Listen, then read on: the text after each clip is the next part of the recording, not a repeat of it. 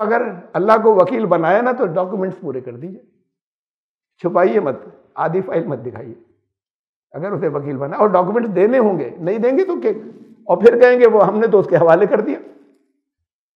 Documents کون سے؟ وکیل جو کہے گا وہ، اپنی مرضی سے تھوڑی بتائے گا یہ چاہیے، یہ لسٹ لیے، یہ لے آئیے تیار کر کے سارے۔ تو پھر اللہ نے جو کچھ کہا ہے وہ جتنا آپ اس میں سے کر سکتے ہیں وہ دے دیجئے، پھر اسے وکیل بنا دیجئے۔ Subscribe the channel and press the bell icon to never miss a video. اعوذ باللہ من الشیطان الرجیم، بسم اللہ الرحمن الرحیم۔ واذکروا نعمت اللہ علیکم ومیثاقہ الذی واثقکم بہ اذ قلتم سمعنا واطعنا واتقوا اللہ ان اللہ علیم بذات الصدور۔ اللہ کی اس نعمت کو یاد کرو جو تمہارے اوپر ہوئی، اور اس کے عہد کو بھی، میثاق کو بھی، کوننٹ کو، جس کے ذریعے اس نے تمہیں پابند کیا، باندھا، عہد باندھا۔ جب تم نے یہ کہا تھا کہ ہم نے سنا اور ہم نے اطاعت کی، تقوی اختیار کرو اللہ کے ساتھ، بے شک اللہ جو کچھ سینوں میں ہے، جو دلوں میں ہے، اسے جانتا ہے۔ آیت نمبر 7 سے درس آج کا شروع ہو رہا ہے، سورہ المائدہ 5:7۔ اس سے پہلے آپ کو یاد ہوگا کہ جو آیت تھی، چھٹی آیت، اس میں وضو کا تذکرہ تھا، وضو اور غسل کا۔ وضو کا طریقہ بتایا تھا، اور یہ بتایا کہ بعض حالتوں میں غسل ضروری ہے، نماز کے لیے کھڑے ہو وضو ضروری ہے۔ اس میں تشریح ہوئی، تفصیلات میں نے رکھی تھی کہ کیا حکمتیں ہیں کہ وضو کروایا، کیا حکمتیں ہیں کہ بعض موقعوں پہ غسل کروایا، اور ان دونوں کے بدلے صرف تیمم سے کام چل گیا اگر پانی نہ ملے، یا بیمار ہو یا سفر پر ہو۔ پھر تیمم جو ہے اس کے اندر مٹی ہاتھ پر مل کر، منہ پر ملی، ہاتھوں پر ملی، وضو سے تو مٹی صاف کی جاتی ہے۔ پانی نہیں ملا تو کم سے کم مٹی ملتے تو نہیں، منہ کو ایسے ہی پوچھ لیتے۔ تو یہ تفصیلات گزر چکی ہیں کہ اس میں کیا حکمتیں تھیں، کیوں اللہ کا یہ حکم تھا۔ اور اس آیت کے خاتمہ جو تھا وہ ان الفاظ پر تھا، ما یرید اللہ لیجعل علیکم من حرج ولکن یرید لیطہرکم ولیتم نعمتہ علیکم لعلکم تشکرون۔ تمہیں اللہ تنگی میں نہیں ڈالنا چاہتا، زندگی تنگ نہیں کرنا چاہتا، بلکہ تمہارے لیے طہارت چاہتا ہے، پاکیزگی چاہتا ہے، طہارت اندرونی بھی اور طہارت خارجی اور بیرونی بھی، اور یہ چاہتا ہے کہ نعمتیں تمہارے اوپر پوری ہو جائیں، کچھ باقی نہیں رہے، تاکہ ان نعمتوں کے نتیجے میں تمہیں شکر کرنا آ جائے، دل میں شکریہ کہ تمہارے جذبات پیدا ہوں۔ اب اس کے بعد ہے یہ آج کی آیت، وَاذْكُرُوا نعمت اللہ علیکم، اور یاد کرو اللہ کی نعمت کو۔ ایک نعمت کا تذکرہ گزرا، اور لفظ نعمت ہے، اس کو واحد میں ہی اللہ نے استعمال کیا ہے۔ جتنی نعمتیں دیں ان سب کو بھی یہ کہا کہ وَإِن تَعُدُّوا نعمت اللہ، اللہ کی تم ایک نعمت بھی نہیں گن سکتے۔ ہمارے یہاں اس کا ترجمہ ہوتا ہے کہ اللہ کی نعمتوں کو نہیں گن سکتے۔ نعمت اللہ، نعمت، ایک نعمت بھی تم سے گنی نہیں جائے گی، یعنی ایک نعمت کے اندر اتنے بے شمار فائدے ہیں، یا جسے تم ایک نعمت سمجھتے ہو اس میں اتنی نعمتیں ہیں، اس کے اتنے پہلو ہیں تمہارے اوپر انعام کے کہ تم اسے ایک کو بھی گن نہیں سکو گے۔ تو اللہ کی نعمت کو یاد کرو۔ وضو غسل کے سلسلے میں کتنی چیزیں آپ کے سامنے آئی تھیں، یہ وہ ہیں جو ہم سوچ سکتے ہیں، اور نہ معلوم کتنی اور ہوں گی جو وقت کے ساتھ ہمیں معلوم ہوتی چلی جائیں گی۔ تو اللہ کی نعمت کو یاد کرو، پھر نعمت کے ساتھ میں جب اللہ کی نعمت کو یاد کرو گے تو وہ تمہیں یاد رکھے گا۔ قرآن نے کہا نا سورہ بقرہ میں گزرا تھا، وَاذْكُرُونِي أَذْكُرْكُمْ، تم مجھے یاد رکھو. یاد رکھو کا مطلب یہ ہے اسے یاد رکھو، اس کا شکریہ ادا کرو، اس کی نعمتیں یاد رہیں گی، اس کے قانون اور انسٹرکشنز یاد رہیں گی. اذکرکم تو میں تمہیں یاد رکھوں گا، یعنی تمہاری زندگی جو ہے وہ فلاح کی طرف بڑھتی جائے گی. تو تم جب اللہ کی نعمت کو، جو تمہارے اوپر اللہ نے نعمت اتاری، اسے یاد کرو گے، اور تفصیلات اس کی روشنی میں جو آج ہمیں معلوم ہے، ہم نے وضو کے بارے میں غور کیا تھا، یا جتنا سوچ سکے اس سلسلے میں، وضو ہے، غسل ہے، اس میں کتنی نعمتیں ہیں اس کے اندر. یہ تو ایک چیز تھی، کہا کہ اس کی نعمت بھی یاد رکھو، اور اس کے ساتھ میں پھر جب اس کا تقاضا یہ ہے نعمت کو یاد رکھنے کا، کہ جب تمہیں احساس ہو کہ اس نے کتنا انعام تمہارے اوپر کیا، تو پھر اس عہد کو بھی یاد رکھنا. وَمِيثَاقَهُ الَّذِي وَاثَقَكُم بِهِ، جس عہد کے ذریعے تم اس عہد و پیمان میں بندھ گئے. اور وہ کیا تھا کہ تم نے یہ کہا کہ سمعنا وَأَطَعْنَا، تم سب نے، ہم نے سنا اور ہم نے مانا. اللہ کا جو بھی اللہ کی ہدایت آئی، جو حکم آیا، وہ ہم نے سنا اور ہم نے مانا.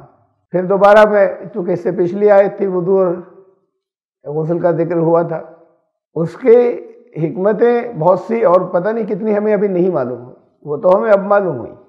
تب کسی نے بیان نہیں کی تھی، تب کسی کی سمجھ میں بھی نہیں آتا.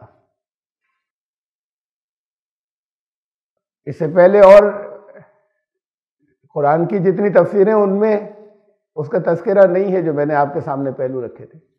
بہت سی چیزیں آگے آئیں گی جو میں یا آج کے دور کے لوگ نہیں بیان کر سکے، وہ آگے آئیں گی جو ہم پر کھلتی چلی جائیں گی.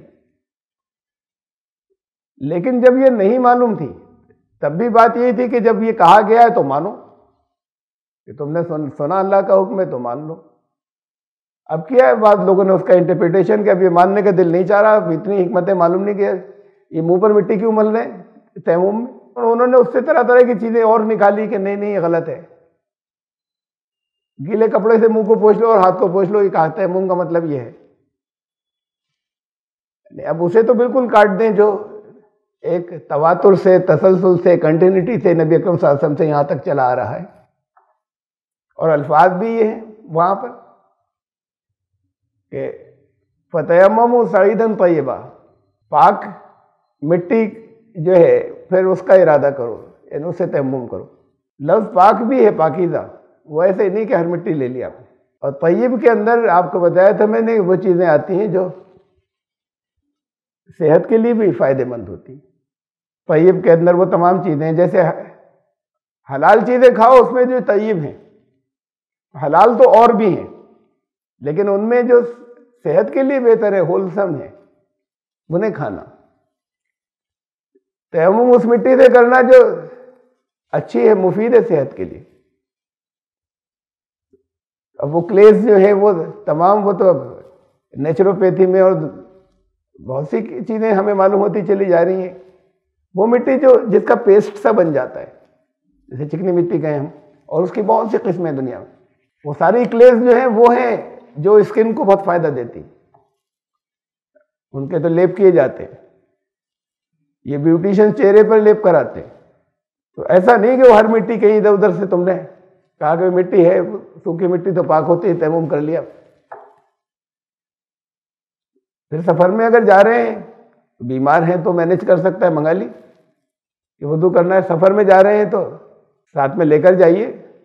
جیسے بعض جگہ یہ ہوتا ہے کہ بھئی دقت ہوگی کپڑا وپڑا بچھانے کی، تو لوگ جو نماز کا خیال رکھتے ہیں، نماز کے پابند ہوتے ہیں، وہ ساتھ میں سامان کے ایک رکھ لیتے ہیں، کپڑا بھی، جا نماز بھی، تو ایسے وہ بھی رکھ لیجیے ساتھ میں. تو ہم نے جب تک یہ حکمتیں نہیں معلوم تھی، تب بھی یہ تھا کہ اگر کہا ہے تو مان لو، اطاعت کرو. معلوم ہوتا چلا جائے گا، تلاش کرو. تو بہت سی چیزیں ایسی ہیں، بہت بڑی تعداد میں، کہ جو اس کی حکمتیں آج ہم پر نہیں کھلی ہیں، ابھی واضح نہیں ہوئی، لیکن مان لو، اطاعت کرو. سمعنا واتعنا، یہ عقل کے خلاف نہیں ہے. جیسے قرآن ریشنلٹی کی بات کرتا ہے نا، بار بار ہر کچھ آیات کے بعد آ جاتی ہے آیات. سمجھو، غور کرو، عقل سے مانو، سمجھ کر مانو. سمجھ کر اس کی حکمتیں آئیں گی، لیکن یہ بھی سمجھ کی بات ہے کہ تجربہ یہ ہے کسی کے بارے میں، کسی فیلڈ کے ایکسپرٹ کے بارے میں، کہ جو کہتے ہیں ان کی وہ بات صحیح نکلتی چلی جاتی. جو کہا ہر چیز صحیح ہوئی. نہیں سمجھ میں آ رہا تھا تب بھی اس سے اختلاف کیا، اسی کے اندر فائدہ ہوا جو بتایا گیا تھا. تو پھر یہ بھی عقل ہی کی بات ہے کہ پھر آگے جو ہے وہ غور کر لینا بات کو کہ حکمتیں کیا ہیں. جب ہر چیز معلوم ہے کہ صحیح ہے، تو اگر وقتی طور پر سمجھ میں نہیں آئی ہے تب بھی اطاعت تو کرو، لیکن غور و فکر پھر بھی کرنا. اس لیے کہ اس کا ایڈوانٹیج یہ ہوتا ہے اور اس کا فائدہ یہ ہوتا ہے کہ سمجھ کر ماننے والا سینکڑوں کو، ہزاروں کو سمجھا سکتا ہے. وہی لوگ تو ہوں گے نا جو مسلمان کہتے ہیں اپنے آپ کو کہ بھئی قرآن نے یہ کہا، اللہ نے یہ فرمایا، اللہ کے رسول صلی اللہ علیہ وسلم نے فرمایا، مان لیا لوگوں نے. لیکن ذمہ داری آپ کی صرف یہ نہیں ہے کہ آپ جان لیں یا مسلمانوں کو کچھ بتا دیں. تو شہداء علی الناس بننا تھا، دنیا کے انسانوں پر گواہی دینی تھی. امت اخرجت للناس ہے، دنیا کے انسانوں کے لیے لائی گئی. وہ تو آنکھیں بند کر کے نہیں مانیں گے کہ نہیں یہ کیا بات ہوئی، صبح سے شام تک بھوکا رہنا، اتنے دنوں تک، 30 دن تک لگاتار، یہ تو اس سے تو ہیلتھ خراب ہو جائے گی. کہا سوامی دیانند نے تمہیں جب حکمتیں معلوم ہوں گی تو انہیں بتا سکو گے کہ نہیں تمہاری نالج کم ہے، تم نہیں جانتے. تو اسی کے اندر فائدے. تو جب معلوم ہوگا تو تم دنیا کو بتا سکو گے، دوسروں کو سمجھا سکو گے. اس لیے یہ فرمایا تھا کہ اللہ کے اصل بندے تو وہ ہیں عباد الرحمن، سورہ فرقان کے اندر جہاں سے تفصیل چلی تھی. الذین اذا ذکروا بآیات ربہم، جب ان کے رب کی آیات کا ان کو ریمائنڈر دیا جاتا ہے، لم یخروا علیہا صما وعمیانا، بہروں اور اندھوں کی طرح اس کے اوپر ماتھا نہیں ٹیک دیتے، سمجھ کر مانتے ہیں. ماتھا ٹیکنا تو ضروری ہے، اطاعت کرنا ضروری ہے، لیکن سمجھ کر مانتے ہیں. اب بعض جگہ اگر سمجھ میں نہیں آئے تو سمجھنے کی لگاتار کوشش رکھو، وہ اونچا درجہ ہے غور و فکر. یہ کہا کہ تم سے تو میثاق یہ تھا، ایمان لانے والوں سے تم سے عہد تو یہ تھا اللہ کا کہ تم نے یہ کہا تھا کہ ہم نے سنا اور ہم نے مانا. اذ قلتم، تم سب سے تھا یہ عہد. کب تھا؟ آپ سے کبھی اللہ نے یہ عہد کیا تھا یا آپ نے کبھی اللہ سے یہ عہد کیا تھا؟ اور سارے دنیا سب سے کہہ رہے ہیں کہ ہم نے سنا اور ہم نے مانا. یہ عہد کب ہوا؟ کہیں قرآن میں ذکر ہے اس عہد کا، کہیں رسول اللہ صلی اللہ علیہ وسلم نے بتایا اس عہد کے بارے میں. عام طور سے تو ہمارے مفسرین نے یہی کہا ہے کہ بس اسلام قبول کرنے کا مطلب ہی یہ ہے کہ اب جو کچھ کہا جائے گا وہ مانیں گے. تو ٹھیک ہے، مطلب یہ ہے، لیکن ایک باقاعدہ یہاں پختہ عہد کی بات ہو رہی ہے، میثاق کی، کوننٹ کی. یہ میثاق و کوننٹ تو ایسے ہی ہوتا ہے کہ ہوں کچھ چیزیں آ گئی ہوں سامنے جسے ایکسیپٹ کر لیا گیا ہو. یہ خالی تھیوریٹیکل ہوئی یہ بات کہ اسلام قبول کیا تو پھر یہ عہد تو ہو گیا، درست ہے، ہو گیا. لیکن کہا ہے قرآن نے، تذکرہ کیا ہے. دیکھیے 2 لیولز کے اوپر ہوا ایسا جب آپ نے یہ عہد کیا کہ ہم نے سنا اور ہم نے مانا. ایک لیول تو وہ ہے کہ جو ہمارے کانشیس مائنڈ میں نہیں ہے، لیکن سب کانشیس مائنڈ میں اللہ نے رکھا، اسے تحت و شعور میں رکھا. ہمارے یہاں دنیا میں آنے سے پہلے، ہماری پیدائش یہاں جب ہوئی اس سے بھی پہلے سب کا وجود تھا. ان کو جب بھیجا گیا زمین پر، جب بھیجا گیا، قرآن نے کہا، یہ سورہ اعراف میں ہے آیت 172 میں، وَإِذْ أَخَذَ رَبُّكَ مِن بَنِي آدَمَ مِن ظُهُورِهِمْ ذُرِّيَّتَهُمْ، وَأَشْهَدَهُمْ عَلَىٰ أَنفُسِهِمْ أَلَسْتُ بِرَبِّكُمْ، تمہارے رب نے بنی آدم نہیں یعنی پوری نسل آدم کی یہاں آنے سے پہلے ان کی پیٹھوں میں سے ان کی نسلوں کو نکالا اور ان سب کو خود انہی کے اوپر گواہ کیا، ان کے نفسوں پر گواہ بنایا کہ کیا میں ہی تمہارا رب نہیں ہوں؟ سب نے کہا قالوا بلا، کیوں نہیں ہے جی بالکل، شہدنا ہم سب گواہ ہیں۔ اور یہ اللہ نے اس لیے کیا کہ ان تقولوا یوم القیامت انا کنا عن ھذا غافلین، کہ اب قیامت میں اب کوئی یہ نہیں کہہ سکے گا کہ ہمارے یہاں تو نبی آیا نہیں تھا، ہمارے علاقے میں نہیں آیا تھا، یہ کوئی نہیں کہہ سکے۔ ہم تک کوئی ٹھیک ہے یہ ان کے ساتھ میں رہتے تھے مسلمانوں کے، لیکن ان مسلمانوں نے ہمیں نہیں بتایا، یہ کوئی نہ کہہ سکے۔ وہ تو کہہ سکتے ہیں کہ انہوں نے ہمیں نہیں بتایا، ہم تک کوئی پیغام پہنچانے والا نہیں پہنچا، اور ایسی کوئی چیز خود آپ کو بھی یاد نہیں، یہ تو آپ نے قرآن میں پڑھ لیا کہ وہاں سب کو اکٹھا کر کے عہد لیا تھا، آپ نے اس کو ایسے ہی مان لیا، وہ کیوں مان لیں؟ اور یہ دلیل کیسے ہو گئی کہ تم قیامت کے دن اب یہ نہیں کہہ سکتے کہ ہمیں پتہ نہیں چلا تھا، ہم تو غافل تھے، اس کا علم نہیں ہوا تھا۔ آیت میں پہلے بھی سمجھا چکا ہوں اس آیت کو، لیکن اسے پھر سمجھ لیجئے، اور یہ بھی سمجھ میں ہمارے آج کے دور میں اس کا صحیح مفہوم آیا ہے، یہ پہلے نہیں سمجھی جا سکتی تھی۔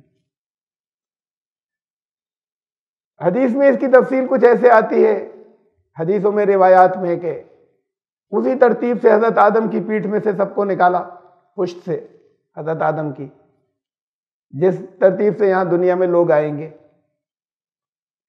ایک روایت میں ہے کہ ذروں کی شکل میں تھے وہ سب۔ اب ذرہ کہا جائے گا، لینگویج میں عام لوگوں کی بول چال میں ذرے سے نیچے کا کوئی لفظ نہیں ہوتا، سب سے چھوٹے پارٹیکل کو سب سے چھوٹی جو نظر آتی چیز سے ذرہ کہہ دیتے ہیں، اور اس سے نیچے جائیں تو جو نظر نہیں آتے وہ ایٹمز کہلاتے ہیں، ہمیں معلوم ہو۔ ذروں کی شکل میں نکالا۔ ایک دوسری روایت میں چیونٹیوں کی طرح تھے، یہ بہت چھوٹے تھے ان لوگوں کو بتانے کے لیے جو اس دور میں تھے، کہ بہت چھوٹا سا جانور جو نظر آتا ہے رینگتا ہوا، یعنی جان تھی، ذرے بے جان نہیں، تو اس لیے وہ چیونٹیوں کا نام لے کے تشبیہ دی کہ ذرے تھے لیکن لیونگ تھنگس تھی، لیونگ تھنگس تھی وہ۔ ان کو اس ترتیب سے نکالا جس ترتیب سے یہاں دنیا میں پیدا ہونا ہے۔ قرآن میں تمہارے رب نے بنی آدم کی پشتوں سے ان کی نسل کو نکالا، ان کے brought forth from their loins۔ یہ ہمیں آج سمجھ میں آتا ہے آج کے اس میں کہ یہ جینیٹک سائنس کا تذکرہ ہے۔ ان کے ڈی این اے کے اندر اللہ نے توحید کو رکھا، سب کے، ہر ایک کے، یہ ذرے جو ہے یہ، اور پھر لیونگ تھنگس بھی ہیں، تو ان کے ڈی این اے، ان کی جینز کے اندر، ان کے ڈی این اے کے اندر اللہ نے سب کے توحید کو رکھا۔ تو ہر ایک ہی جب یہاں پہ پیدا ہوا تو اس کے سب کانشیس مائنڈ میں توحید پہلے سے ہے۔ اسی لیے ایسا ہوتا ہے کہ آپ جب لوگوں سے بات کرتے ہیں، وہ لوگ جو دوسروں تک پیغام پہنچاتے ہیں وہ جانتے ہیں اس بات کو، کہ چاہے کتنے ہی بڑے شرک کرنے والے ہوں غیر مسلم ہوں، یہ مسلمان میں جو بگڑ گئے ان کی بات تو جانے دیں، جانتے بوجھتے صحیح راستے کو سمجھ کے پہنچ جانے کے بعد جو بگڑتا ہے اس کی اصلاح تو بہت مشکل ہوتی ہے۔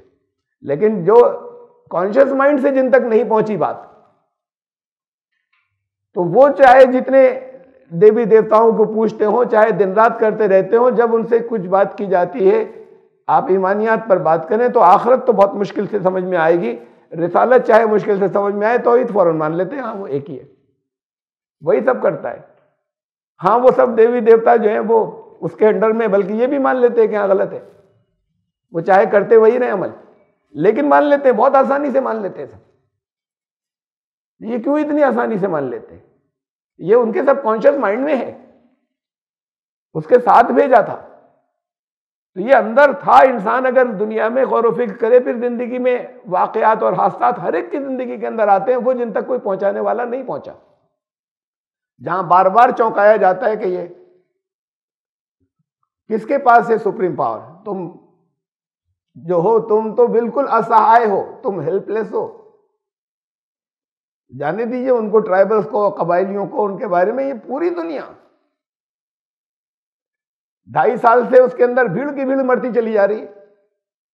اتنے ایڈوانس ہو جانے کے بعد, اتنی ترقی, اتنی بے پناہ ہو جانے کے بعد جب کہتے ہیں کہ ہم تو بس اب انسان کو بھی ہم پیدا کر لیں گے اب کچھ دنوں میں, ہر چیز جان لی ہم نے, تو دماغ میں یہ یہاں ہوتا ہے اور گردے میں کیا چیز کہاں ہوتی ہے اور خون کیسے جاتا ہے اور کہاں سے انسٹرکشن, ہم تو سب سمجھ لیا. یہ سارے مرتے چلے جا رہے ہیں لوگ اور کچھ بھی نہیں کر سکتے. ویکسین بنائے, فراڈز ہیں سارے. اب وہ تو کچھ نہ کچھ کرنا ہے, لوگ مرتے چلے جا رہے ہیں سارے, تو کچھ نہ کچھ کرنا ہے. اس کی تو لمبی تفصیلات ہیں, میں اس وقت نہیں کہہ رہا ویکسینیشن کے بارے میں کچھ. لیکن جن کو ایک ویکسینیشن کی بات ہوئی, پھر اس کے بعد دوسرا ویکسین آ گیا کہ نہیں اب 2 کی ڈوز لینی ہے, اب کہنے ہیں کہ نہیں 2 بھی کافی نہیں ہو رہی. تم نے جن کے لیے بنایا ہے وہ اپنے آپ کو اس نے چینج کر لیا. وہ بے جان چیز ہے وائرس, وہ بدل لیتا ہے اپنے آپ کو. تو تم سے زیادہ انٹیلیجنٹ تو وہ ہے, وہ جو نظر بھی نہیں آتا اور بے جان ہے, اور وہ اپنے آپ کے میوٹیٹ, وہ اپنے آپ کو چینج کرتا چلا جا رہا ہے. اور پھر ساری دنیا میں کوہرام مچتا چلا جا رہا ہے کہ پھر بدل لیا اس نے آپ کو, پھر چینج کر لیا. معلوم نہیں یہ ویکسین اثر کرے گا نہیں کرے گا. وہ جو تم نے اگر بنایا بھی تھا بھی, تو اس پر بھی جو واقعی جو تحقیقات آ رہی ہیں جو چلنے نہیں دے رہے ہیں, لوگ آگے نہیں جانے دے رہے. اس میں کچھ ساری دنیا کی حکومتوں کا بھی انٹرسٹ ہے اور میڈیکل کمیونٹی کا بھی انٹرسٹ ہے. میں عام سارے ڈاکٹرز کو نہیں کہہ رہا, یہ سارے ڈاکٹر تو اسے سنتے جو ان کے پاس آتا ہے اوپر سے. یہاں پر انڈین میڈیکل فیٹرنیٹی وہ کہتے ہیں کہ ڈائبٹیز جو ہوتی ہے وہ اس کی رینج یہ ہے, شوگر جو ہوتی ہے اس سے اگر اوپر ہوئی فاسٹنگ شوگر, اور اس سے اگر اوپر ہوئی پی وہ کھانے کے بعد والی, تو اس کا مطلب تمہیں شوگر ہے. 100 سے اوپر نہیں ہونی چاہیے صبح 100, ورنہ اور عام دن بھر کے اندر ایسا نہیں ہو کہ وہ 140 سے اوپر نکل جائے. یہی 1979 میں سب سے پہلے شروع ہوا. اس سے پہلے تو کوئی کتنی ہونی چاہیے اس کا ذکر ہی نہیں تھا کوئی. تب بھی سارے ٹیسٹ کرنے کے بعد اسٹینڈرڈ رکھا گیا تھا کہ 200 سے اوپر نہیں جائے, بلکہ اور اس سے اوپر تھا رینج 240. پھر اسے 200 کیا, پھر اسے کہ نہیں 200 سے اوپر ہم مانیں گے کہ ڈائبٹیز ہے, پھر اسے 140 کر دیا, اس سے اوپر مانیں گے تو ڈائبٹیز ہے. یہ رینج کیوں گھٹاتے چلے جا رہے ہیں؟ اس لیے کہ اب ذرا سا کچھ ہو تو پھر اب تمہیں کہہ دیا اب کھاؤ دوا. اب آپ دوا کھائیں گے, دوا کھانے کے بعد دوا کے پابند ہو گئے, اب اس سے اوپر گئی تو واقعی نقصان ہو جائیں گے. اور اس سے پہلے اس سے اوپر سے نقصان نہیں ہوتے تھے جب تک پتہ نہیں چلا تھا. تو بہت لمبے ابھی وہاں کی امریکن فزیشینز کی تنظیم ہے, انہوں نے اب کہا کہ یہ غلط ہے رینج 140 200 تک اگر کسی کی ہے تو کوئی اسے وہ ڈائبٹک نہیں ہے. ایک اور ایسوسیشن ہے پوری دنیا کی, وہ ایسوسیشن ہے میڈیکل دوائیں بنانے والوں کی, ڈرگس بنانے والوں کی. وہ ADA وہ جو ڈائبٹیز کی ڈرگس وہ ایسوسیشن, انہوں نے کہا نہیں مانیں گے ہم ان کے ڈاکٹروں کی بات. اب وہ ان کی ڈاکٹرز کی ایسوسیشن کی تحقیقات یہاں کے ڈاکٹر کے سامنے رکھے ہوئے کہ نہیں ہم تو اسے فالو کرتے ہیں. وہ جو ڈائبٹک ایسوسیشن ہے, اور وہ ڈائبٹک ایسوسیشن جو ہے وہی دوائیں دیتے ہیں, وہی دوائیں بناتے ہیں. وہ ایسوسیشن ان لوگوں کی ہے تو وہ ساری دنیا کو دیتے ہیں. یہ کہہ رہے ہیں نہیں ہم ان کی مانیں گے, وہ ڈاکٹر ایسوسیشن والے نہیں مانیں گے. تو بات تو یہ ہے کہ یہ ویکسینیشن پر یہ اتنی بات آ گئی کہ کتنے فراڈ تھے پوری دنیا میں, سب کو دوائیں کھلا کر ہر مرض کی جو نہیں کھا رہے, اور پھر کھانے کے بعد پھر پابند ہو جاتا ہے, پھر چھوڑ نہیں سکتا یہ. لیکن تم نے اگر بنا بھی لیا تو وہ تو میوٹیشن کر کے چینج کرتا چلا جا رہا ہے اپنے آپ کو. تو یہ دیکھو یعنی کیا پاور ہے, تم اس کے سامنے بے بس ہو. جو نان لیونگ تھنگ ہے وہ اپنے آپ کو بدل لیتی ہے. ساری دنیا لگی ہوئی ہے سب لگے اس کا ویکسین بنا لو. ابھی تو ایکسپرٹس یہ بھی کہہ رہے ہیں کہ یہ پراپر ویکسین ہی نہیں ہے یہ جو بنے. میں تو اس میں نہیں جا رہا, ٹیکنیکل بات ہے, لیکن اب کہہ رہے ہیں تیسرا بھی لگوا لو. پہلے بچوں کو نہیں لگا تھا، بچوں کو بھی لگاؤ۔ ابھی کوئی اسٹڈی اس کے اوپر نہیں ہے کہ وہ جو میوٹیشن کرنے کے بعد اب کبھی وہ کچھ بن جاتا ہے، کبھی کچھ بن جاتا ہے، کبھی کووڈ 2 بن جاتا ہے، کبھی ڈیلٹا بن جاتا ہے، اب ایک نیا آ گیا اور روک دیا سب کو۔ دنیا میں بہت سے ملکوں نے ہر ایک کا ٹیسٹ ہو کے وہاں گھسیں گے، اس کے بعد بھی ہر جگہ ہو رہا ہے، خوب پابندی کرنے کے بعد بھی ہر جگہ پر ہوتا چلا جا رہا ہے۔ تو یہ پوری دنیا تو اس سے بے بس ہو گئی، تمہارے ہاتھ میں ہے کنٹرول۔ یہ اس ایک کو نہیں سنبھال سکے، اتنی ماڈرن اور اتنے زیادہ اب زوم ہونے کے بعد اور اتنا بڑے دعوے ہونے کے بعد کہ ہم کیا کیا کر سکتے ہیں، اور سب ہیلپ لیس ہیں اس کے آگے۔ یہ توحید تو سب کانشیس مائنڈ میں ہے، لوگوں کو احساس ہوتا ہے، ان کو چونکایا جاتا ہے۔ یہ حالات ہوئے کہ پوری دنیا کو چونکنا چاہیے، جو نہیں سمجھتے تھے یا نہیں مانتے تھے۔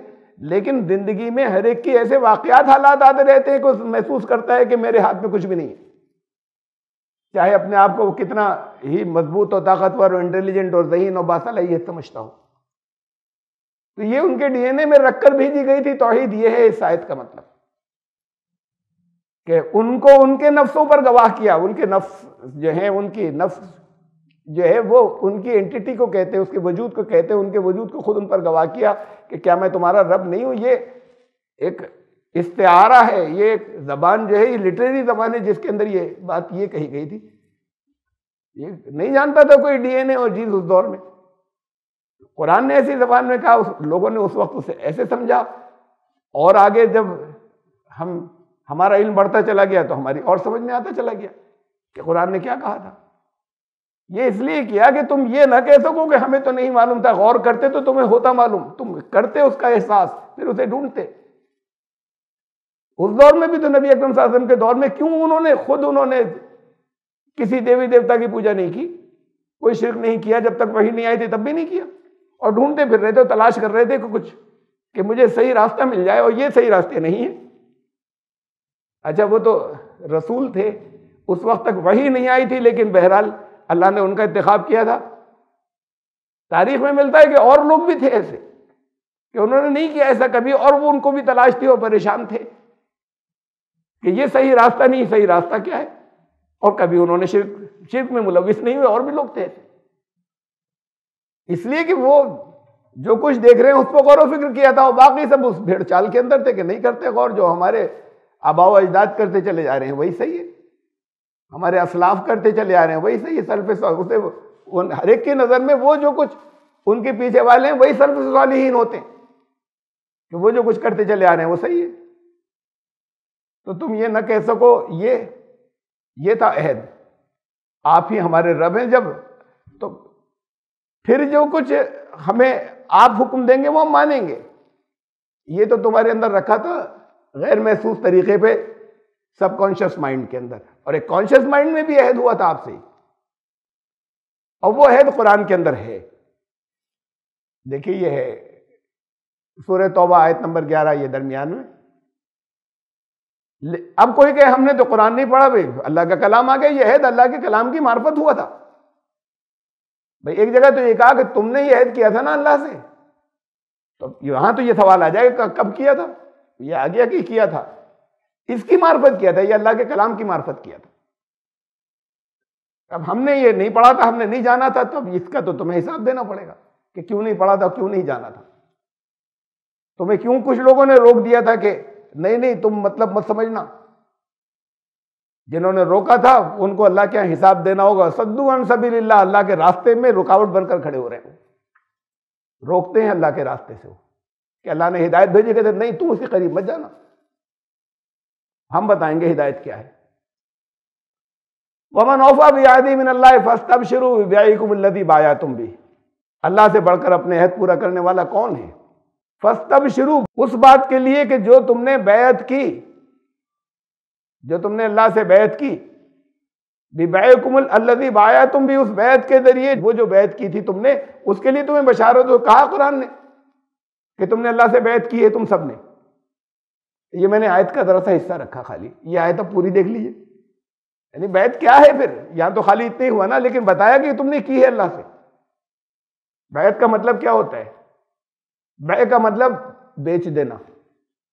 یہ بے نامے ہوتے ہیں نا، رجسٹری کرائی بے نامہ ہے، بیع بیچ دیا. اس لیے اسے بیعت کو کہتے ہیں کہ ہم نے تو بیچ دیا، کسی کے ہاتھ پہ بیعت کی کہ اب ہمارا نہیں رہا وہ حکم جو آپ کا، یا یہ کہ یہ چیز ہماری نہیں رہی اب تو آپ کی ہے. تو تم نے کیا بیعت کی اللہ سے؟ یہ میں نے درمیان کی، پہلے تو یہ بتانے کے لیے کہ کی ہے آپ نے، اور اسی آیت میں تفصیل ہے کہ کیا کی. قرآن کی معرفت کی. ان اللہ اشتری من المؤمنین انفسهم واموالهم بان لهم الجنہ، یہی آیت ہے شروع سے، جس میں وہ حصہ آیا کہ تم سب نے کی ہے اللہ سے بیعت. ایمان لانے والے وہ ہیں جنہوں نے اپنے نفسوں کو اور اپنے مالوں کو اللہ کے ہاتھ جنت کے بدلے بیچ دیا. یہ بیعت ہو گئی. جنت آپ دیں گے، جان ہمارے جان و مال آپ کے.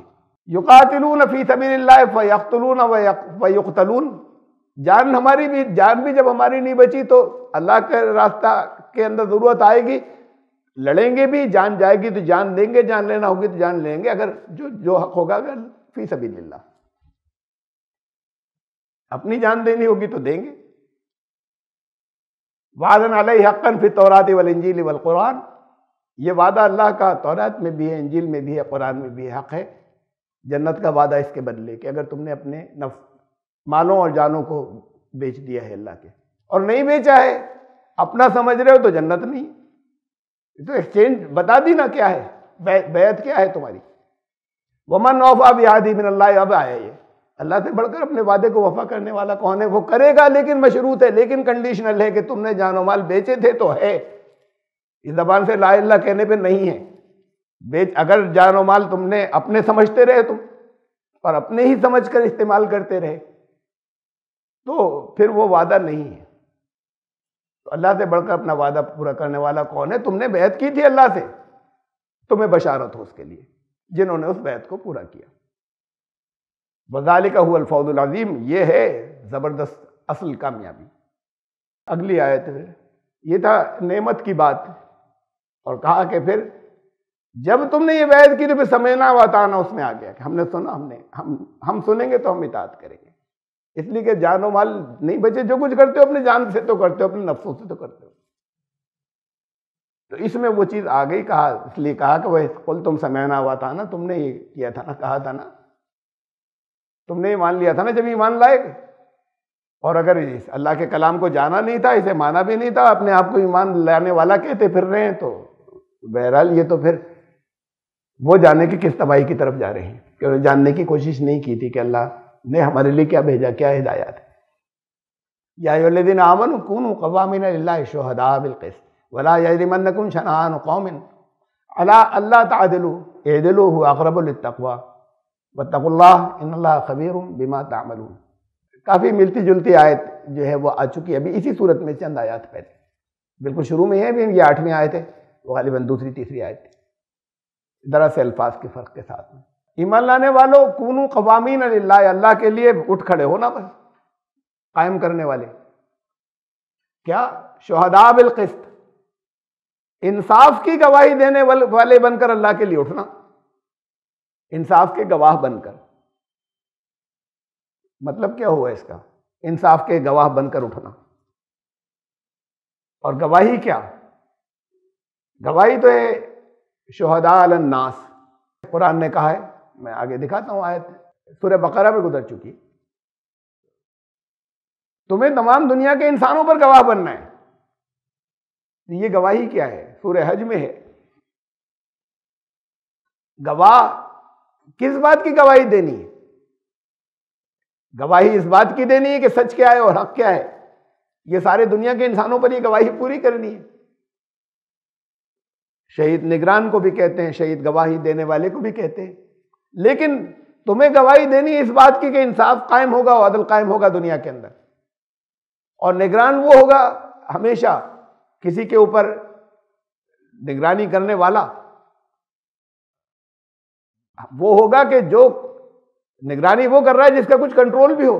تو اصل بات تو یہ ہے کہ اگر ایمان لانے والے ہو، جو تذکر آیا، جس ایمان کا ذکر آیا، جانوں و مالوں کو بھیج دیا، تو اللہ نے وعدہ کیا ہے، وعد اللہ الذین آمنوا منکم عملوا الصالحات لیستخلفنہم فی الارض، تمہیں دیں گے پاور. ایمان اور عمل صالح والے تو ہو. اگر نہیں ہے دنیا کے اندر، ان ملکوں میں بھی اصل پاور تمہارے پاس نہیں ہے جن کو تم سمجھ رہے ہو یہ مسلم میجورٹی کنٹری کہتے ہیں اسلامی حکومتیں. اسلام میں ان پاور نہیں ہے، ورچوئل پاور نظر آ رہی ہے خالی.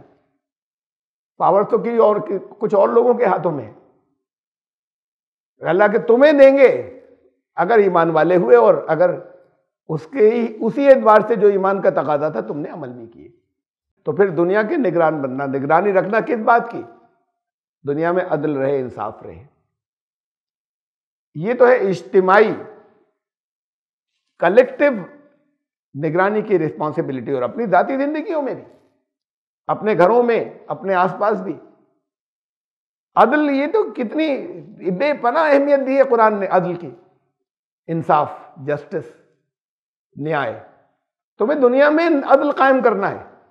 وہ عدل جو ہے وہ ان کی زندگیوں میں بھی آئے، وہ عدل حکومتوں میں بھی آئے، وہ عدل قانون کے اندر بھی آئے، وہاں پر لوگ ستائے نہیں جائیں، پریشان نہیں ہو. یہ تمہارا کام تھا کہ تم نگرانی کرو اس کی، اور لوگوں کی زندگیوں کے اندر ان کے ایکشنز بھی بیلنسڈ ہو جائیں، اس میں بھی عدل ہو اور بیلنس ہو اور پروپورشنیٹ ہو چیزیں.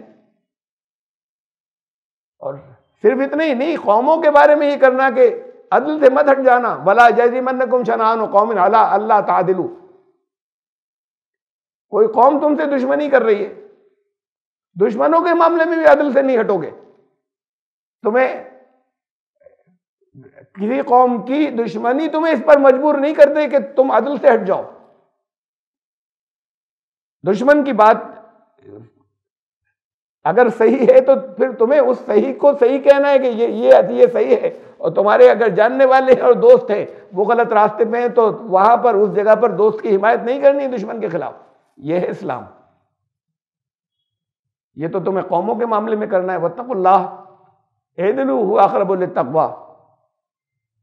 تقوی سے قریب ترین، زیادہ قریب جو ہے وہ عدل ہے. تو عدل رکھنا قائم، واتقوا اللہ، اور تقوی اختیار کرنا. ان اللہ خبیر بما تعملون. تم جو بھی عمل کرتے ہو اللہ اسے جانتا ہے. یہ اجتماعی گواہی کی بات آئی، دیکھیے سورہ نساء کے اندر گزر چکی، آیت نمبر 135، 4:135. وہی بات جو ہے قوامین بالقسط شہداء للہ. اے ایمان لانے والو، یا ایھا الذین آمنوا کونوا قوامین بالقسط شہداء للہ. بات تو وہی کہی گئی. اب اللہ کے لیے، اللہ کے قانون کے لیے، اللہ کا نظام قائم کرنے کے لیے اٹھ کھڑے ہونا، عدل قائم کرنے کی، عدل کی نگران بن کر، عدل رہے، جسٹس رہے اور نیائے رہے. یہ دنیا کی بات نہیں ہو رہی اب یہاں. تمہارے اپنے گھروں میں، تمہاری ذاتوں میں، تمہارے جاننے والوں میں. وَلَوْ عَلَىٰ أَنفُسِكُمْ. چاہے وہ گواہی تمہارے خلاف جا رہی ہو، گواہی تمہیں حق کی دینی ہے. تمہارے اپنوں کے خلاف جا رہی ہو، تمہاری ذات کے خلاف جا رہی ہو. تمہارے سامنے جب یہ آئے کہ معاملہ آئے کہ کون زیادتی کے اوپر ہے، اور تمہارے جو اپنے جنہیں تم کہتے ہو زیادتی وہ کر رہے ہیں، اور جو تمہارے غیر جنہیں تم کہتے ہو وہ ان کی بات زیادہ ٹھیک ہے اور درست ہے، تو تمہیں ان کا ساتھ دینا ہے. چاہے گواہی تمہارے خلاف جاری ہو. یہ پھر وَلَوْ عَلَىٰ أَنفُسِكُمْ، تمہارے اور تمہارے جاننے والوں کے، تمہارے والدین ہوں، پیرنٹس ہوں، ان کے خلاف جاری ہو تو پیرنٹ کے خلاف گواہی دو گے. اَوِ الْوَالِدَيْنِ وَالْأَقْرَبِينَ. چاہے جو قریبی ہوں، چاہے جتنے اور رشتہ دار ہوں، عزیز ہوں، قریب ہوں. إِن يَكُنْ غَنِيًّا أَوْ فَقِيرًا فَاللَّهُ أَوْلَىٰ بِهِمَا. وہ اس سے مطلب نہیں ہے کہ بیچارہ تھا نا بڑا غریب تھا، وہ غریب ہوں یا مالدار ہوں، تمہارے اپنوں کے خلاف جاری ہے. یہ پس جاتا ہے. تو اس لیے ہم نے جھوٹی گواہی دے دی، اس لیے ہم نے ساتھ اس کا دے دیا ان کے خلاف. یہ نہیں چلے گا. یہ تو قانون اللہ کا یہ، چاہے غریب ہوں تب بھی تمہیں گواہی جو ہے وہ حق کی ہی دینی ہے. یہ اس حد تک جانے کے بعد اخلاقیات کو یا جسٹس کو یا نیائے کو قرآن اس لیول تک لے گیا ہے. فَاللَّهُ أَوْلَىٰ بِهِمَا. ان کا حق ہے تمہارے اوپر کہ تم ان کا ساتھ دو. وہ غریب ہے چکے جھوٹ میں بھی. اللہ زیادہ حقدار ہے، اللہ کا زیادہ حق ہے ہر ایک کے اوپر. تم سے زیادہ حق اللہ کا ہے ان کے اوپر. وہ تباہ ہو جائیں گے، تم سمجھ رہے ہو کہ وہ ان کا ساتھ دو گے تو بچ جائیں گے. وہ جھوٹی گواہی سے بچاؤ گے تو وہ تباہ ہوں گے. اللہ اس بات کا زیادہ حقدار ہے کہ اس کا اختیار ہے ان کے اوپر، نہ کہ تمہارا ان کے اوپر کوئی حق ہے. ہیں تمہارے حقوق، اللہ کے حقوق زیادہ ہے. فَلَا تَتَّبِعُوا الْهَوَىٰ أَن تَعْدِلُوا. یہ اپنی جو نیچے درجے کی خواہشات ہیں ان کی اتباع مت کرنا اور عدل سے مت ہٹنا. وَإِن تَلْوُوا أَوْ تُعْرِضُوا فَإِنَّ اللَّهَ كَانَ بِمَا تَعْمَلُونَ خَبِيرًا. اور یہ گھما پھرا کر بات ایسی لگی لپٹی کہ یہ بھی یا بچ کر نکل گئے، یہ کچھ نہیں کرنا، یہ تمہیں حق کی گواہی دینی ہے چاہے اپنوں کے خلاف جاری ہو۔ فإن اللہ کان بما تعملون خبیرا، اس بات کو یاد رکھنا کہ جو کچھ بھی کر رہے ہو اللہ کو خبر ہے تمہارے اعمال کی، وہ جانتا ہے۔ پھر اگلی آیت ہے وعد اللہ الذین آمنوا وعملوا الصالحات لہم مغفرۃ واجر عظیم۔ ایسے جب ایمان لاؤ گے اور تمہارے عمل صالح ہوں گے، ایمان کے مطابق عمل صالح اسے کہتے ہیں جو ایمان کا تقاضا ہو، عمل ویسے ہو کہ کیسا ہونا چاہیے، تب ہوگا عمل صالح۔ تو پھر یہ تم کرو گے، اللہ کی طرف سے مغفرت ہے، تمہاری غلطیاں بھی جو ہو گئی اس کے برے نتیجوں سے تمہیں کور کرے گا، غلطیوں کو اس کے برے نتائج سے روک دے گا، پروٹیکشن دے گا تمہیں تمہاری زندگی کے اندر۔ واجر عظیم، اور پھر بدلہ تو پھر بہت بڑا اچھا اجر، اور غلطیوں کا بدلہ، غلطیوں کا بھی کوئی غلط فیصلے کیے نقصان ہو گیا، اچھے کیے اس کا ایک ریوارڈ سامنے آ گیا، اچھے کا ریوارڈ تو مل جائے گا، بہت زبردست ملے گا۔ اور جو اگر تمہاری یہ رہا کہ اس میں اگر مسٹیکس ہو گئی، غلطی ہو گئی، توبہ کرو گے، پلٹو گے، لیکن مغفرت اس کی طرف سے یہ وعدہ ہے پھر کہ پھر تمہیں اس کے برے نتائج سے بچا لے گا، اس کے برے نتائج سے بچا لے گا جو تم نے غلط کیا، جو اچھا کیا اس کا بڑا زبردست بدلہ ملے گا۔ والذین کفروا وکذبوا بآیاتنا اولئک اصحاب الجحیم، جنہوں نے کفر کیا اور ہماری آیات کو جھٹلایا، وہ لوگ ہیں جو بھڑکتی ہوئی آگ جن کے لیے ہے۔ دیکھیں یہ لفظ ساتھ ساتھ بہت جگہ آیا قرآن شریف میں، کفروا وکذبوا بآیاتنا، یہ بہت سے مقامات پہ قرآن میں ساتھ ساتھ آیا، کفر کیا اور ہماری آیات کو جھٹلایا۔ کفر کیا ہے، نہیں مانا، نہیں مانا، آپ جانتے ہیں کہ نہیں مانا ایسے نہیں، بلکہ سمجھنے کے بعد نہیں مانا، ان تک پہنچا دی گئی پھر نہیں مانا، تب ہوا کفر، اس کے بغیر نہیں۔ تو جنہوں نے کفر کیا، جب کفر کیا سمجھنے کے بعد بھی نہیں مانا تو وہی اسی کو تو جھٹلانا کہتے ہیں، تو پھر ساتھ میں یہ ایکسٹرا جگہ جگہ کیوں ہے؟ ہماری آیات کو جھٹلایا، کفر یہ جہاں جہاں ساتھ میں ہے، بلکہ اور الگ الگ بھی کہیں پر ہے، تو کفر تو آپ پر واضح ہے، بلکہ کفر کا ایک پہلو ایمان لانے والوں کے ساتھ بھی ہے، جہاں ناشکری ہوتی ہے وہ ایمان لانے والوں کے ساتھ میں ہے، وہ کفر ہے۔ جہاں دین کو چھپایا جاتا ہے، حق کو چھپایا جاتا ہے حق جانتے ہوئے، وہ کفر ہے۔ لیکن جب کوئی بات پہنچا دی کسی کو پھر اس نے نہیں مانا اور پھر مخالفت کی، وہ کفر ہے، وہ دوسروں کے ساتھ میں ہوا وہ پہلو۔ یہ تو ان لوگوں کے لیے ہے، والذین کفروا، جنہوں نے کفر کیا۔ یہ جھٹلانے والا جہاں جہاں آیا ہے یہ ان کے لیے جو اپنے آپ کو ایمان لانے والا کہتے ہیں اور اپنے عمل سے جھٹلاتے ہیں۔ یہ قرآن نے ہر جگہ یہ دو جو لیے ہیں، یہ ان کے، یہ فقرہ ان لوگوں کے لیے ہے، اور کوئی اسے اپنے سے متعلق ہی ہمارے یہاں مسلمان نہیں سمجھتے۔ وہ جن تک پیغام پہنچا دیا گیا اور ماننے کے بعد بھی وہ اس کی مخالفت کر رہے ہیں، نہیں مانتے، انکار کر رہے ہیں، وہ لوگ اور جنہوں نے اپنے عمل سے جھٹلایا، کہہ رہے ہیں ہم مانتے ہیں اور نہیں مانتے، یہ جھٹلا رہے ہیں۔ یہ جو حصہ آیا ہے جہاں جہاں آیا ہے یہ ان لوگوں کے لیے ہے جو اپنے آپ کو مسلمان کہتے ہیں، مسلم کہتے ہیں، ایمان والا کہتے ہیں، اور لوگ اسے اپنے سے متعلق نہیں سمجھتے۔ والذین کفروا یہ ان سے متعلق ہے، دوسروں جن کو پہنچایا ہم نے اور انہوں نے نہیں مانا، اور یہ ان سے متعلق ہے جو اپنے آپ کو ایمان لانے والا کہتے ہیں اور پھر یہ اپنے عمل سے جھٹلاتے ہیں۔ یہ جھٹلانا ہے۔ اولئک اصحاب الجحیم، یہ سب آگ والے لوگ، یہ جھٹلانے والے بھی، بھڑکتی ہوئی آگ والے ہیں۔ وہ آگ دنیا میں بھی ہے، وہ آگ آخرت میں بھی۔ یہ صرف وہیں کی بات نہیں ہے، یہاں زندگیاں عذاب بن جائیں گی اور جہنم بن جائیں گی۔ یا ایھا الذین آمنوا اذکروا نعمت اللہ علیکم، ابھی جلدی ابھی تیسری آیت کے اندر تذکرہ آیا، اللہ کی نعمت کو یاد کرو اے ایمان لانے والو، تم پر جو اللہ کی نعمت ہوئی اسے یاد رکھو۔ ایک نعمت پھر یہاں پر اب وہاں وضو کی نعمت خاص طور سے پوائنٹ آؤٹ کی تھی، وضو اور غسل کی، کہ تمہیں کتنی بڑی نعمت دی گئی ہے، یہ جانتے ہی نہیں لوگ کتنی بڑی نعمت ہے وہ۔ تو اب یہ ایک اور نعمت کا تذکرہ ہے، اس نعمت کو یاد کرو۔ اذ ہم قوم ان یبسطوا الیکم ایدیہم فکف ایدیہم عنکم، کچھ لوگوں نے تمہاری طرف ہاتھ بڑھانے کا ارادہ کیا تھا، تو اس کے یہ رجحان ہوا تھا، یہ مائل ہوئے تھے، یہ طے کیا تھا کہ تمہیں کچل دیں، تمہارے اوپر حملہ کر دیں، تمہارے خلاف یہ سازش چل رہی تھی اور تمہیں پتہ ہی نہیں چلا۔ اللہ نے ان کے ہاتھوں کو روک دیا، اللہ نے انہیں روک دیا، نہیں کر پائے۔ اَن یبسطوا الیکم ایدیہم فکف ایدیہم عنکم، اللہ نے ان کے بڑے ہوئے ہاتھ تم سے روک دیے، وہ ہاتھ جو کچھ بڑھا رہے تھے تمہاری طرف وہ اللہ نے روک دیے۔ یہ میدان جنگ کا تذکرہ نہیں ہے، اور یہ قرآن شریف میں اور مقامات پر بھی آیا۔ اب مفسرین کہتے ہیں کہ وہ مکے کے مشرکین کے بارے میں ہے، مختلف اور موقعوں میں تذکرہ کرتے ہیں۔ سورہ فتح میں تذکرہ ہے کہ ایک نعمت تمہارے اوپر جو ہے وہ یہ ہوئی کہ اللہ نے ان کے ہاتھ بڑے ہوئے تمہارے اوپر روک دیے۔ تو یہ تو مدنی زندگی کی بات ہے، مکے کی بات نہیں ہے، یہ تو تب کی بات تھی۔ آیات یہ نازل ہوئی تو اس وقت کے لوگ اس نعمت کو یاد کرتے۔ اب آپ اس نعمت کو یاد کریں گے کہ ان کے ہاتھ ان کے روک دیے گئے تھے، ان کے خلاف ایک سازش ناکام ہو گئی تھی، کہا آپ سے جا رہا ہے، قرآن آپ سے خطاب کر رہا ہے۔ ایمان لانے والوں یاد کرو اس نعمت کو بھی تو یاد رکھو ذرا، کہ تمہارے خلاف سازشیں چل رہی تھی، تمہارے خلاف بڑے ہوئے ہاتھ تھے، بڑھتے آ رہے تھے اور ہم نے روک دیے، تم نہیں روک سکتے تھے۔ فَكَفَّ أَيْدِيَهُمْ عَنْكُمْ، ان کے بڑے ہوئے ہاتھوں کو اللہ نے روک دیا، تمہارے خلاف بڑھ رہے تھے۔ اب یہ ایمان لانے والوں کا اجتماعی تذکرہ ہے بحیثیت جماعت۔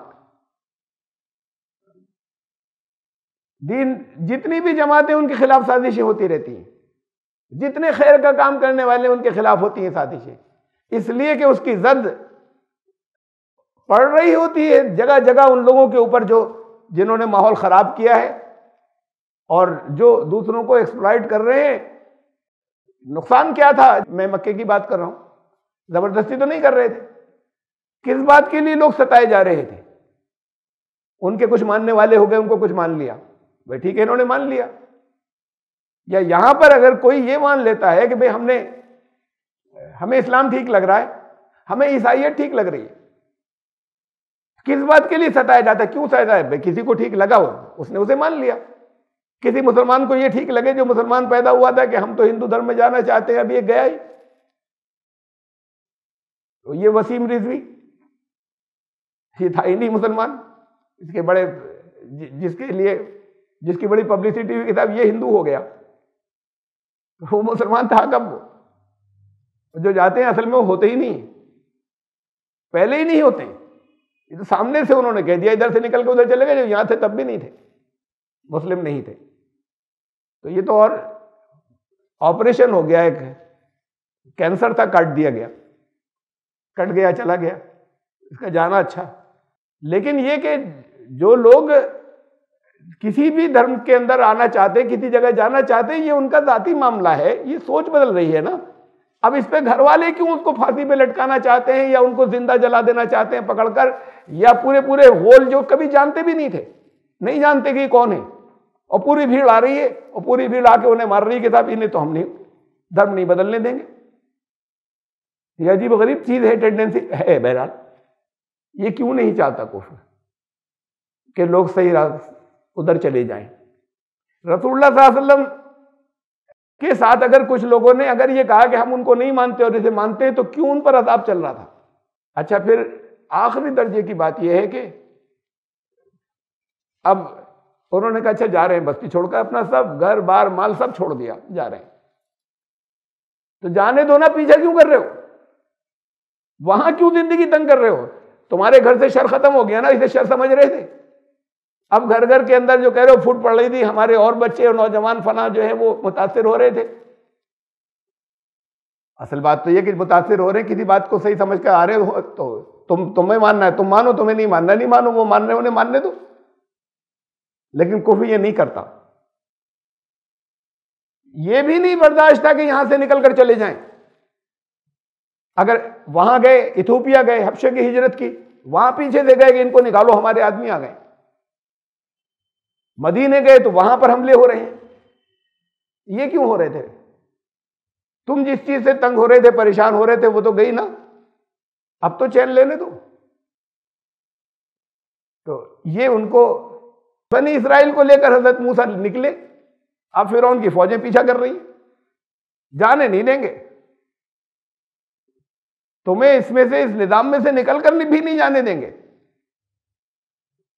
یہ نہیں جانے دینے کی جو ٹینڈنسی ہے وہ اس لیے کہ جانتے ہیں حق پھیلے گا، یہ رکے گا نہیں، وہ مدینے جا کے 500 کلومیٹر دور چلا گیا، رکے گا نہیں، یہ صرف وہی نہیں رہ جائے گا، یہ تو آگے پھیلے گا اس کو تو، اور پھر اس سے ان کے مفادات پہ دب پڑتی ہے، اس لیے مخالفت کرتے ہیں، ان کے انٹرسٹ۔ اگر مندر جانے کے بعد ہر ایک، یہ مندر بنے ہوئے ہیں اور ان کے یہاں بھی بہت سے لوگ اس بات کو مانتے ہیں کہ وہ نراکار ہے، اس کی کوئی مورتی نہیں ہو سکتی، اس کی کوئی شکل و صورت نہیں ہو سکتی، نراکار ہی ہونا چاہیے اپاسنا۔ یہ کوئی ایسا نہیں ہے کہ یہ ہندوؤں کا عقیدہ، ہندوؤں کے ایک بڑے حصے کا، اچھے خاصے حصے کا یہ عقیدہ ہے کہ بالکل یہ غلط ہے کہ جو مندروں میں، لیکن بہت بڑی تعداد جو ہے وہ جاتی ہے۔ اب اگر وہاں پر فرض کریے یہ مورتیاں نہ رکھی جائیں، نراکار کے مندر بن جائیں، لوگ جائیں، دھیان کریں، اس کو یاد کریں وہاں بیٹھ کر سب، اور پھر چلے آئیں، تو چڑھاوا کائے پہ چڑھے گا؟ نوٹ تو نکلیں گے ہی نہیں جیب سے، اگر خالی دھیان کر کے اٹھ کے چلے آئیں گے تو۔ چڑھاوے کے لیے تو وہاں پر کچھ ہونا چاہیے کہ یہ ہے کرنے والا، اور سب جانتے ہیں کہ اس کو کچھ بھی نہیں جا رہا، جا کہاں پر رہا یہ بھی سب جانتے ہیں، آنکھوں پہ پٹی بندی ہوتی ہے۔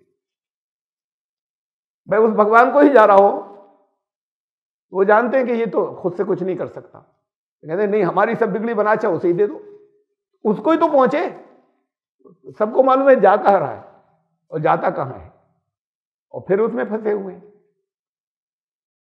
اگر وہ وہاں پر اسے نہیں رکھیں اور یہ عقیدہ نہیں بنا دیا جائے کہ یہ ہے، یہ جو یہاں پر اس شکل صورت کا، کہ یہ ہے وہ جس نے، جو تمہاری زندگیوں کا مالک ہے، یہ تمہاری بگڑی بنائے گا، وہ اگر وہاں پر نہیں رکھے تو پیسے کاہے پہ آئیں گے؟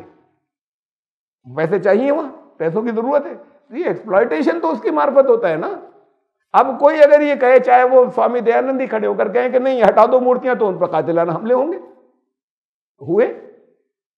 جس نے بھی کہا، یہ نہیں تھا کہ وہ کب اسلام قبول کروا رہے تھے، وہ تو اسی کا ویدک دھرم ہی کو تو صفائی کر رہے تھے وہ، تو ان پہ جگہ جگہ قاتلانہ حملے ہوئے ان کے اوپر۔ یہ نہیں پتہ، اس سے ایکسپلائٹیشن ختم ہوتا ہے تمہاری طرف ایک۔ اب اس کے اندر جگہ جگہ جماعتوں کی مخالفتیں ہوتی ہیں، گروپس کی مخالفت ہوتی ہے، جو بھی کسی سدھار کے لیے کھڑا ہوتا ہے، اور ایک پورا نظام ہو جو اللہ کا ہو، جو مکمل سدھار ہو، جسٹس ہو، نہیں برداشت ہوتا کفر۔ وہ ساری دنیا جو آپس میں لڑ رہی تھی، اور اس کے بعد وہ تو لڑ تو تب رہے تھے جب دو بڑے تھے، سوویت یونین اور یو ایس اے۔ اب سوویت یونین کے ٹکڑے ہو گئے، یونیپولر ورلڈ بن گئی، تو اب انہوں نے کہا اب انہیں سمجھو یہ مسلمان بہت خطرہ ہے، یہ اسلامک ورلڈ یہ خطرہ ہے ہمارے لیے، اب سب سے دبے کچلے، پوری دنیا میں سب سے دبے کچلے۔ جس وقت یہ فیصلہ کیا ہے کہ خطرہ یہ ہے، تو یہ دبے کچلے اور جن کے پاس سچ مچ اصل صحیح معنوں میں ایمان نہیں ہے، وہ اس سے بھی خطرہ محسوس کر رہے ہیں، اور جو بالکل کرچوں میں بٹے ہوئے ٹکڑے ٹکڑے تھے، اور ان میں کی اکثریت غلام، ان سے خطرہ کہ ان سے بہت خطرہ ہے۔ اب ہمارا اصل جو ہے خطرہ وہ اس سے ہے، ابھی تک تو ہم آپس میں لڑ رہے تھے، ہوش نہیں تھا، انہیں سنبھالنا ہے۔ یہ تحریر میں، یہ ریٹن ڈاکومنٹ جس کے بعد حکومت چلی اس کے اوپر، ان کے تھنک ٹینک نے ہنٹنگٹن رپورٹ آئی، کلیش آف سیولائزیشنز، آگے دنیا میں ٹکراؤ سیولائزیشن تہذیبوں کا ہوگا، اور اس کو ویسٹرن کلچر کو اگر کوئی خطرہ ہے تو وہ اسلام سے ہے۔ تو پھر آگے دنیا، ان کی پالیسیز جو بنتی ہے وہ اس کی روشنی میں بنتی ہے جو ان کا تھنک ٹینک دیتا ہے، جتنی پالیسیز آگے 10 سال کی، 20 سال کی، 25 سال کی پہلے سے بناتے ہیں۔ کتنی سازشیں ہوتی ہیں، اگر تم صحیح راستے کے اوپر ہو تو اللہ انہیں روک دیتا ہے، تم نہیں ہو صحیح راستے پہ تو ان سے پٹائی کرواتا ہے کہ جاؤ ان کو صحیح کر کے آؤ ٹھیک سے، اور تم اگر صحیح راستے پہ ہو تو بہت بڑی بڑی سازشیں تمہارے خلاف بڑے ہوئے ہاتھ روک دیتے ہیں، تمہیں پتہ تک نہیں چلتا، کہیں پر نظر آتا ہے تمہیں، کہیں تمہیں بہت بعد میں معلوم ہوتا ہے کہ یہ ہوا تھا، ہمارے ساتھ تو بہت دفعہ ہوا، کتنے واقعے گزرے ہمارے ساتھ میں جو ہمیں نہیں معلوم تھے، اور ہمیں بعض اوقات کافی بعد کو معلوم ہوا، بہت بعد کو معلوم ہوا، اللہ نے بڑے ہوئے ہاتھ روک دیا۔ ایک تو آپ سب کو معلوم ہے نا واقعہ، آپ کی اکثریت کو، پورا شہر جو ہے وہ سازش بنا کر آ گیا تھا، جھوٹی بات بالکل۔ سازش یہ تھی کہ یہ قرآن کے اندر تحریف انٹرپولیشن، قرآن میں کچھ چیزیں بڑھ گئی ہیں یا گھٹ گئی ہیں، یہ قرآن میں چینجز مانتا ہے. بالکل جھوٹی بات اس میں سے نکالی گئی جس کے خلاف میں نے باتیں کہی تھی، اس میں سے ٹکڑا نکال کر کے وہ سارے میں پھیلا گیا، پورا شہر خلاف ہو گیا، سب، ہر مسلک کے سب، وہ بھی دینی تحریکوں والے ان سمیت، وہ جو کبھی ایک پلیٹ فارم پہ نہیں تھے ان سب نے مل کر آ گئے. آپ کتنے تھے؟ تقریباً 100. اور پورا شہر تھا، یہ تھا کہ جلتے ہوئے بڑے بڑے کہ ان کو نکال دیں گے شہر سے، بس 3 دن کے اندر اندر نکال دیا جائے گا. 3 دن کے اندر یہ بھی آ گیا تھا. اللہ نے بڑے ہوئے ہاتھ روک دیے، کسی نے کسی کو چھوا بھی نہیں، ٹچ بھی نہیں کیا. اور کیا کیا ہوا وہ تو کچھ تفصیلات وہ سب میں جو زیادہ قریب رہے انہیں معلوم. اللہ نے بڑے ہوئے ہاتھ ان کے روک دیے. یہ ہوتا ہے، یہ سب ان کے ساتھ میں ہوتا ہے. تو ہمیں تو آپ کو تو اپنے بارے میں سوچنا ہے، اور اپنے بارے میں جب یہ آیت کو آپ تلاوت کر رہے ہیں، تاریخ میں تو ہوا تھا اور جگہ جگہ ہوا ہے، پوری تاریخ میں ہوتا رہا ہے. کہ صرف وہی نہیں کہ جہاں مقابلہ ہو اور اگر ایمان لانے والے ہیں تو کہا تم ہی انتم العالون، تم ہوگے اوپر، سربلند تم ہوگے. لیکن جہاں پر یہ ہو کہ آپ کو پتہ ہی نہ چلے اور آپ کو کچلنے کی سازش ہو، اور بہت سی باتوں کی تو خبر بھی نہ ہو، بعض اوقات خبر ہو اور پھر وہ رک جائے، اور کبھی تو خبر بھی نہ ہو اور اللہ نے روک دیا. ان 100 لوگوں کی بس کی بات تھی کہ یہ شہر کو روک دیتے، پورے شہر کو. فَكَفَّ أَيْدِيَهُمْ عَنْكُمْ، اللہ نے ان کے بڑے تمہارے خلاف بڑے ہوئے ہاتھ روکے. یاد کرو اس نعمت کو، یہ نعمت شکریہ ادا کرنے کی. کہا کیا کیا نعمتیں یاد دلائی میری؟ یاد وہ دلائی جو ہوتی ہیں، ہر جگہ ہوتی ہیں. وَاتَّقُوا اللَّهَ، تقوی اختیار کرنا، اللہ سے محبت ہونی چاہیے، اس کے قانون سے بچنا چاہیے. وَعَلَى اللَّهِ فَلْيَتَوَكَّلِ الْمُؤْمِنُونَ، ایمان لانے والے واقعی ایمان لانے والے ہیں. پہلے توکل آپ کو بتایا تھا وہی ہوتا ہے. توکل یہ نہیں ہوتا کہ چاہے جو بس اللہ کے آگے سونپ دیا، اپنی ڈیوٹی پوری کر کے پھر سونپ دیا. یہ توکل، یہ وکیل لفظ اسی سے بنا ہے، وکال جو اس کا مادہ ہے. اللہ کو وکیل بنا لیتے ہیں. وکیل کو کوئی ڈاکومنٹ دیتے ہیں؟ نہیں دیتے. جب آپ دے دیں گے تب اس کے بعد آپ نے اب وکالت نامے پہ سائن کر دیے، اب ڈاکومنٹ دے دیے تب تو وہ آپ کا کیس لڑ دے گا. اور آپ دیں گے ہی نہیں تو وہ کیا لڑے گا؟ اور پھر اور صحیح دیجیے گا اور پراپر دیجیے گا، اور جو وہ مانگ رہا ہے وہ سب دے دیجیے گا، کچھ چھپائیے گا مت. ہوئے یہ کیس بھی دیکھے ہم نے، بہت بڑے کیس کے اندر کوئی ڈاکومنٹ چھپا لیے گئے. وکیل صاحب نے پہچان بھی لیا، انہوں نے کہا بھی نہیں. میں نے پوچھا وکیل صاحب سے، میں لے کر گیا تھا، بہت بڑے آدمی ہیں، تو بولے جتنی فائل مجھے دکھائی تھی اسی پہ تو بتاؤں گا نا میں. کیا کہہ رہے ہیں آپ کے سامنے؟ بولے نہیں، یہ آدھی فائل دکھائی تھی انہوں نے. آدھی دکھائی تھی؟ کیا کہہ رہے ہیں آپ؟ کیوں دکھائیں گے آدھی؟ بولے زندگی گزر گئی میری وکالت میں نہیں پہچانوں گا کہ یہ سب کچھ نہیں ہے اس کے اندر، فل نہیں ہے. تو میں نے کہا آپ نے کہا کیوں نہیں؟ وہ بولے یہ میرا کام نہیں ہے. مجھ سے تو پہلے انہوں نے تو فیس نہیں لی اس لیے کہ میں لے کر گیا تھا، لیکن وہ فیس اگر لے رہا ہے تو فیس اس بات کی لے رہا ہے. میں کہا مجھ سے جتنا بتایا گیا میں نے اس پہ جتنی چیز مجھے دکھائی گئی میں نے اس پہ مشورہ دے دیا، بات ختم. میں کیوں اس پہ پڑھوں جو وہ خود نہیں دکھا رہے، تو وہ جانے آگے کی باتیں. تو اگر اللہ کو وکیل بنایا نا تو ڈاکومنٹس پورے کر دیجئے، چھپائیے مت، آدھی فائل مت دکھائیے. اگر اسے وکیل بنا اور ڈاکومنٹس دینے ہوں گے، نہیں دیں گے تو کیا؟ اور پھر کہیں گے وہ ہم نے تو اس کے حوالے کر دیا. ڈاکومنٹس کون سے؟ وکیل جو کہے گا وہ، اپنی مرضی سے تھوڑی بتائے گا یہ چاہیے، یہ لسٹ لی، یہ لیا، یہ تیار کر کے سارے. تو پھر اللہ نے جو کچھ کہا ہے وہ جتنا آپ اس میں سے کر سکتے ہیں وہ دے دیجئے، پھر اسے وکیل بنا دیجئے. ایمان لانے والے وہ ہیں جو اللہ پر توکل کرتے ہیں، یہ ہے توکل. اور پھر وہ اللہ جو ہے وہ سنبھال لیتا ہے کیس، وہ بڑے ہوئے ہاتھ بھی روک دیتا ہے. سامنے سے حملہ کرنے والوں کے اوپر بھی آپ کو بچاتا ہے، فتح دیتا ہے. ہم آیت نمبر 11 تک پہنچے سورہ المائدہ کی. انشاءاللہ زندگی رہی تو آیت 12 سے آیت نمبر 12. سبحان ربک رب العزت